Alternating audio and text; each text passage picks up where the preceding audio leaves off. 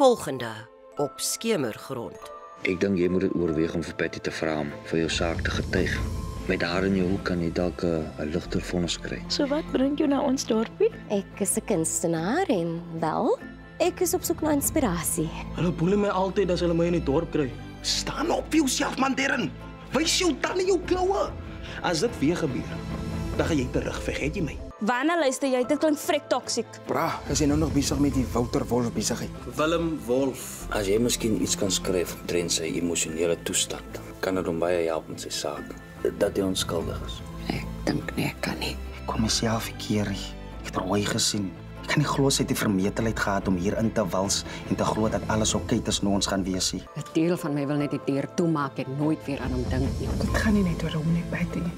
Vir jou ook. Vrees is vir die eerste 3 sekondes 'n onwillekeurige reaksie. Daarna is daar 'n keuse. Moenie vir my sê dis daai wolf twak waarmee jy my Kwakkie man. Dis die krag van kuns om 'n reaksie te ontlok. Ek dink nog steeds dis heksery, bose goed. Wat 'n outfit is dit? Ons werk op die plaas, maar dit beteken nie met slordig lyk nie. 'n Man het sy trots. Dis oomblikke en besluite soos die wat bepaal wie en wat ons in die lewe is. Jy het die lig bo die donker gekies en hoop bo bitterheid. Jy het geen idee van die geskiedenis nie, Wayne. Jy kan hom help om bo dit uit te styg. Hemel, Wayne. Hoekom verdedig jy haar?